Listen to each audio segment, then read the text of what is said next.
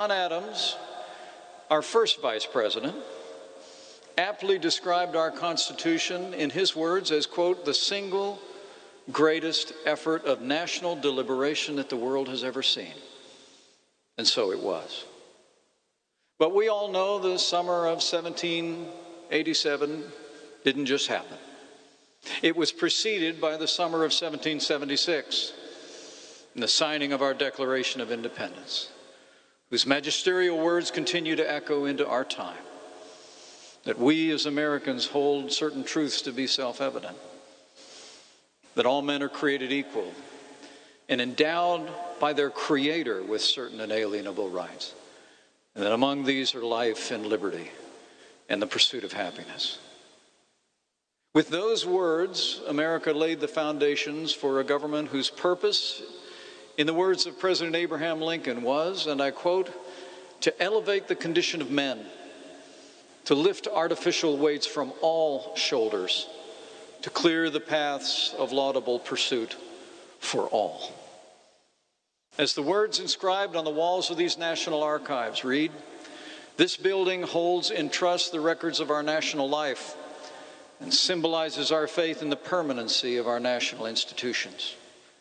The Declaration of Independence and the Constitution are the greatest charters of freedom the world has ever known.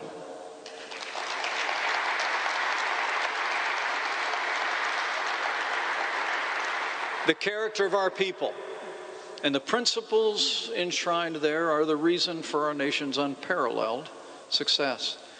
And they remain the greatest bulwark against tyranny in history.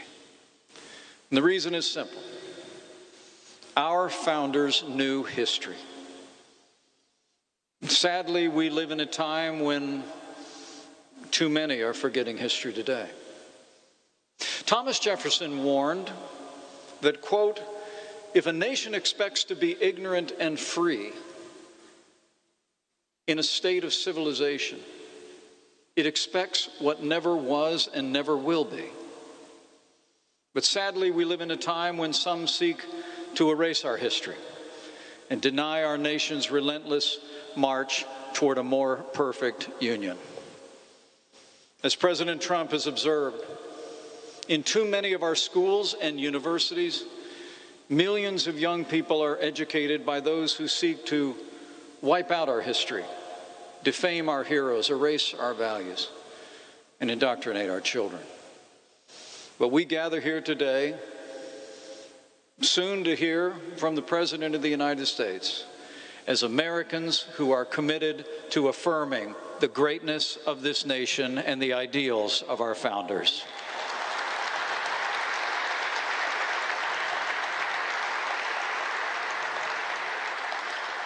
Our President understands what we all understand. If we don't teach the next generation the principles enshrined in these halls, we can't expect them to preserve them. No one can preserve what they do not love, and no one can love what they do not know. That's why on this Constitution Day, our President will reaffirm our commitment to the principles and liberties that this administration has championed from day one, and take measurable steps to ensure that future generations will continue to understand the historical and philosophical roots of our nation. What we do here today is a part of our ongoing commitment to ensure that the rising generation will be able to do their part, as we know they will, to preserve, protect, and defend the Constitution of the United States. And this we know they will do, because these principles are not just enshrined in these national archives, they're enshrined in the hearts of the American people. And I know these great principles will prevail because, like our President, I have faith in the American people. And I have faith that he who guided our founders on this day 233 years ago guides us still.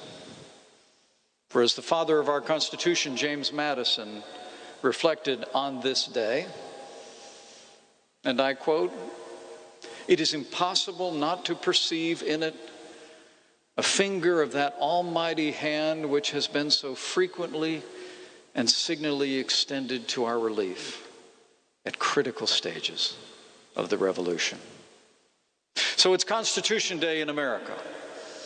And with gratitude to all of those who have gone before, and gratitude to all of you who are gathered here, who love and cherish our heritage of freedom, with gratitude to God who has ever guided the destiny of this land, and gratitude to a president who has ever championed the freedoms and ideals enshrined in this place, it is now my high honor and distinct privilege to introduce to you the 45th President of the United States of America, President Donald Trump.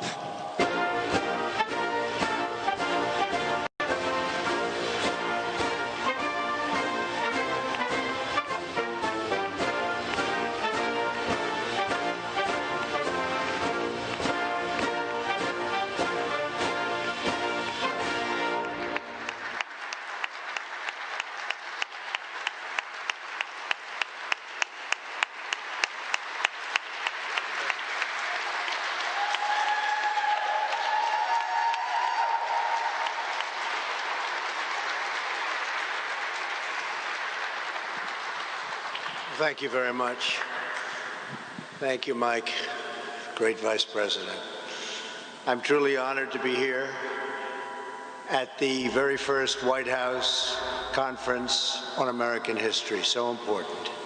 Our mission is to defend the legacy of America's founding, the virtue of America's heroes, and the nobility of the American character.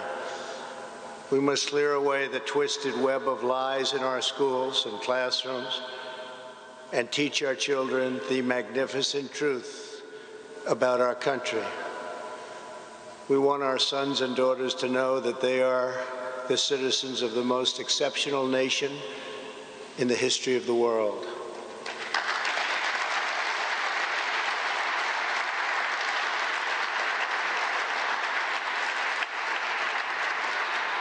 To grow up in America is to live in a land where anything is possible, where anyone can rise, and where any dream can come true, all because of the immortal principles of our nation's founders, inscribed nearly 2.5 centuries ago. That's why we've come to the National Archives, the sacred home of our national memory. In this great chamber, we preserve our glorious inheritance, the Declaration of Independence, the Constitution, the Bill of Rights. On this very day in 1787, our founding fathers signed the Constitution at Independence Hall in Philadelphia. It was the fulfillment of 1,000 years of Western civilization. Our Constitution was the product of centuries of tradition, wisdom, and experience. No political document has done more to advance the human condition or propel the engine of progress. Yet as we gather this afternoon, a radical movement is attempting to demolish this treasured and precious inheritance. We can't let that happen.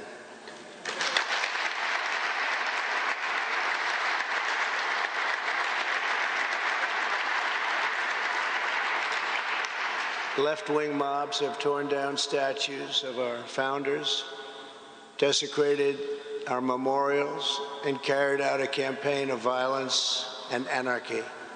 Far-left demonstrators have chanted the words, "America was never great." The left has launched a vicious and violent assault on law enforcement, the universal symbol of the rule of law in America. These radicals have been aided and abetted by liberal politicians, establishment media, and even large corporations. Whether it is the mob on the street or the cancel culture in the boardroom, the goal is the same: to silence dissent, to scare you out of speaking the truth, and to bully Americans into abandoning their values, their heritage, and their very way of life. We are here today to declare that we will never submit to tyranny. We will reclaim our history and our country for citizens of every race, color, religion, and creed. The radicals burning American flags want to burn down the principles enshrined in our founding documents, including the bedrock principle of equal justice under law, in order to radically transform America. They must first cause Americans to lose confidence in who we are, where we came from, and what we believe. As I said at Mount Rushmore, which they would love to rip down and rip it down fast, that's never going to happen. 2 months ago, the left-wing cultural revolution is designed to overthrow the American Revolution. As many of you testified today, the left-wing rioting and mayhem are the direct result of decades of left-wing indoctrination in our schools. It's gone on far too long. Our children are instructed from propaganda tracks like those of Howard Zinn that try to make students ashamed of their own history.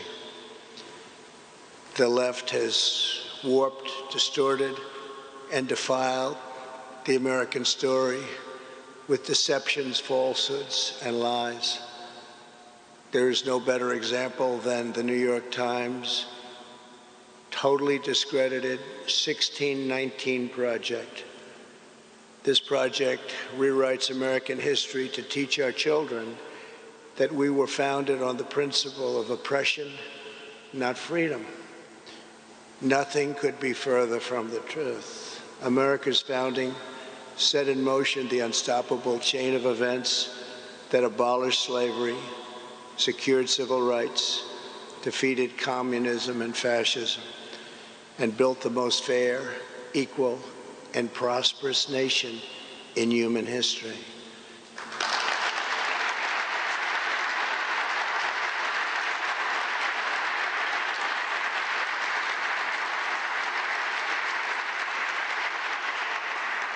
The narratives about America being pushed by the far left and being chanted in the streets bear a striking resemblance to the anti-American propaganda of our adversaries, because both groups want to see America weakened, derided, and totally diminished.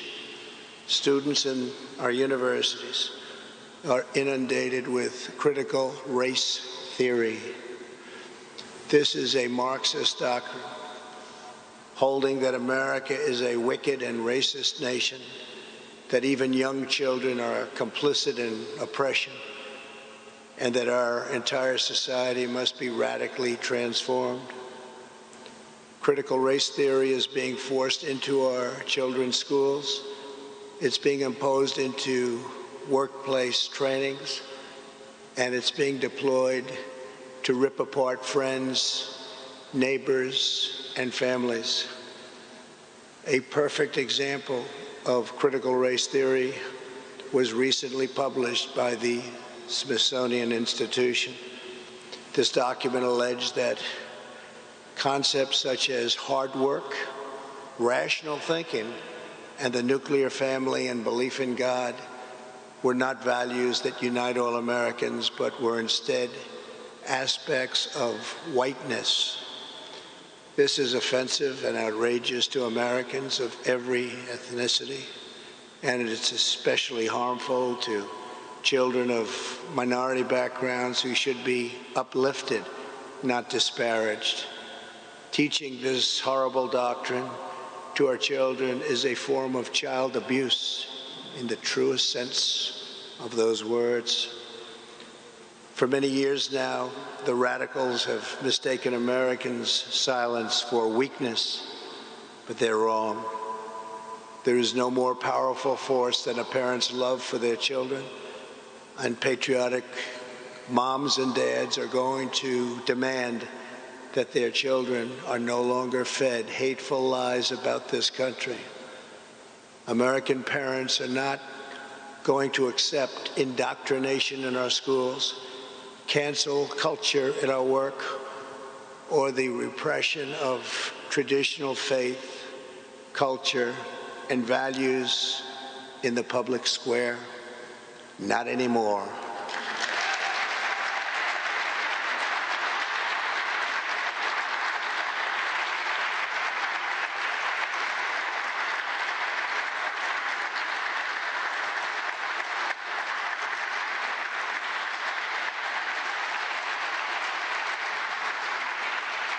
Thank you.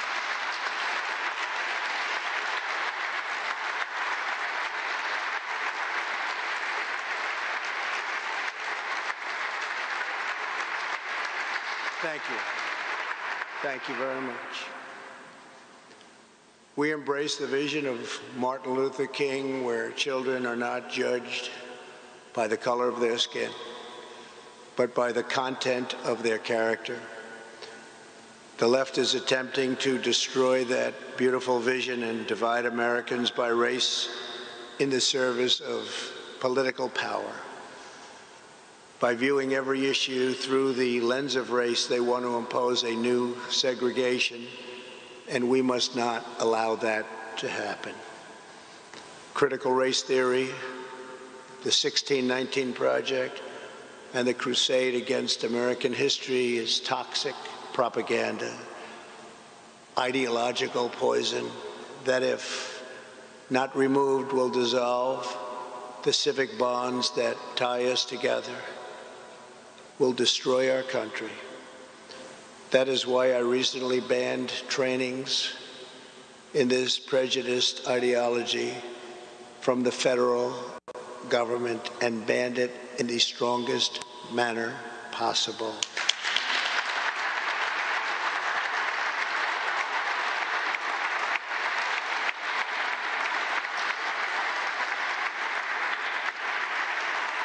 The only path to national unity is through our shared identity as Americans.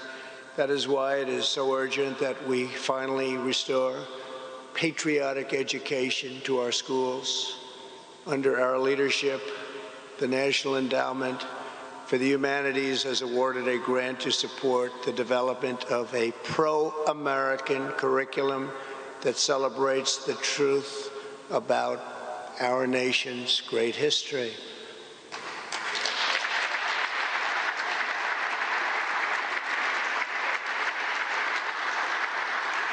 We are joined by some of the respected scholars involved in this project, including Professor Wilford McClay. Wilford, please. Thank you very much, Wilford. Thank you. Dr. Peter Wood of the National Association of Scholars. Dr. Peter. Thank you. Thank you. And Ted Rebarber. Thank you, Ted. Thank you very much, Ted. Today, I'm also pleased to announce that I will soon sign an executive order establishing a national commission to promote patriotic education. It will be called the 1776 Commission.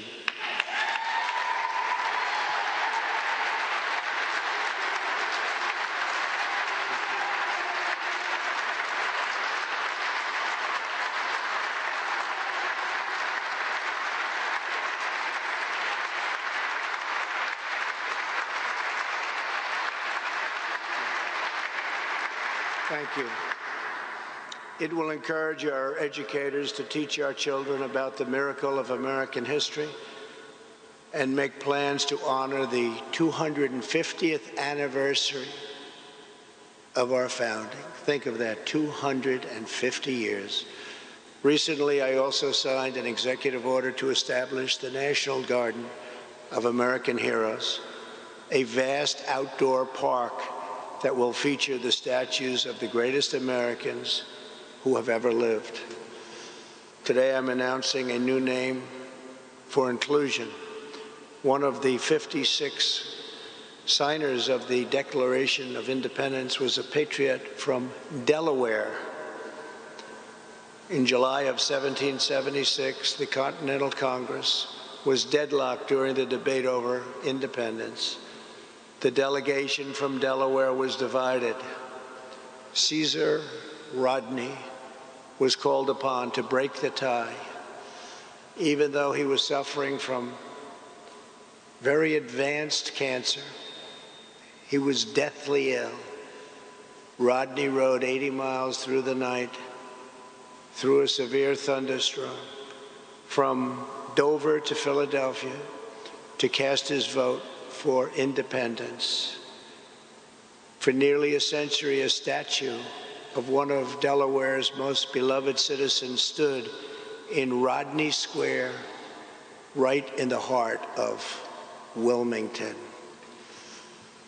But this past June, Caesar Rodney's statue was ordered removed by the mayor and local politicians as part of a radical purge of America's founding generation. Today, because of an order I signed, if you demolish a statue without permission, you immediately get 10 years in prison.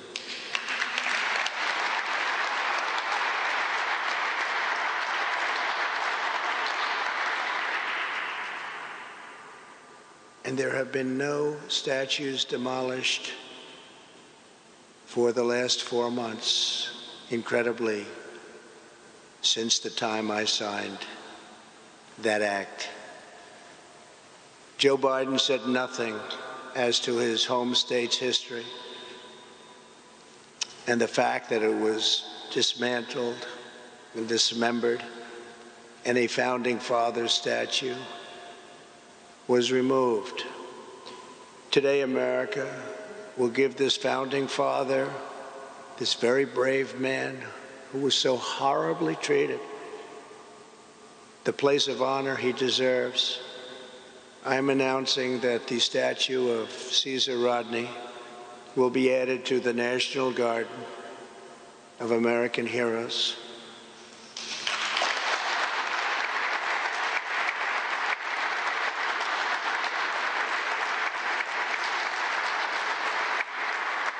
From Washington to Lincoln, from Jefferson to King, America has been home to some of the most incredible people who have ever lived.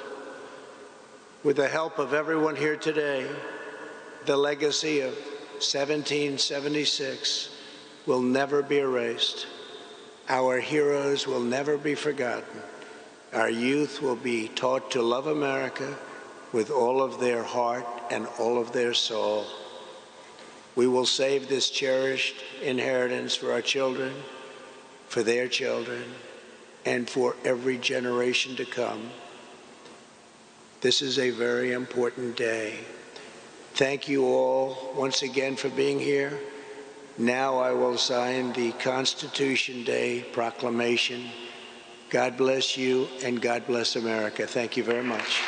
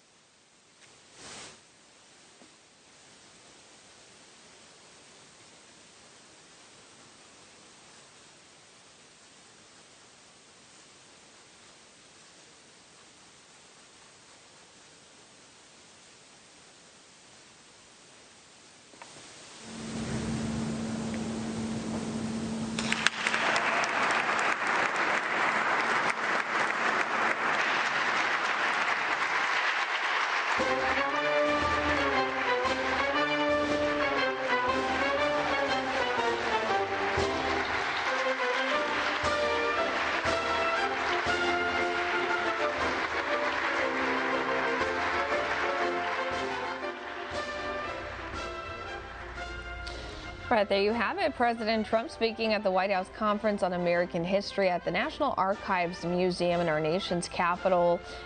There he was just moments ago, signing a proclamation to promote patriotism throughout our country, specifically in our education system.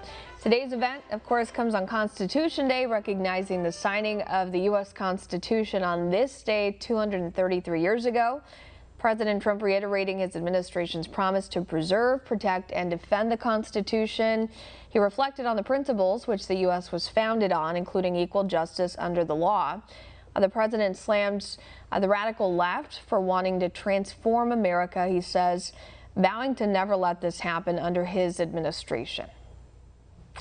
And moving now to some other of today's top stories, the FBI Director Christopher Wray. Cloud TV, the streaming service that gives you One America News, a wealth of entertainment, and so much more, is now offering an absolutely free package until the end of 2020. You heard that right. Completely free until the end of 2020. No contracts, no credit cards. Just enter your email to sign up, and that's it. You're ready to start watching all of the action and fireworks that the 2020 presidential campaign is sure to offer. Go to cloudtv.com and sign up for the free 2020 package today. Cloud TV. One America News Network is proud to announce we have just launched a brand new social media platform, freetalk24.com. Finally, you have the freedom to express your point of view. If you're tired of the social media giants chipping away at our most basic and important right to freedom of speech, shadow banning, censoring, and policing every single post, then freetalk24.com is just what you've been looking for. freetalk24.com. Freedom. Cloud TV, the streaming service that gives you One America News, a wealth of entertainment, and so much more, is now offering an absolutely free package until the end of 2020. You heard that right. Completely free until the end of 2020. No contracts, no credit cards. Just enter your email to sign up, and that's it. You're ready to start watching all of the action and fireworks that the 2020 presidential campaign is sure to offer. Go to cloudtv.com and sign up for the free 2020 package today. Cloud TV, the streaming service that gives you One America News, a wealth of entertainment, and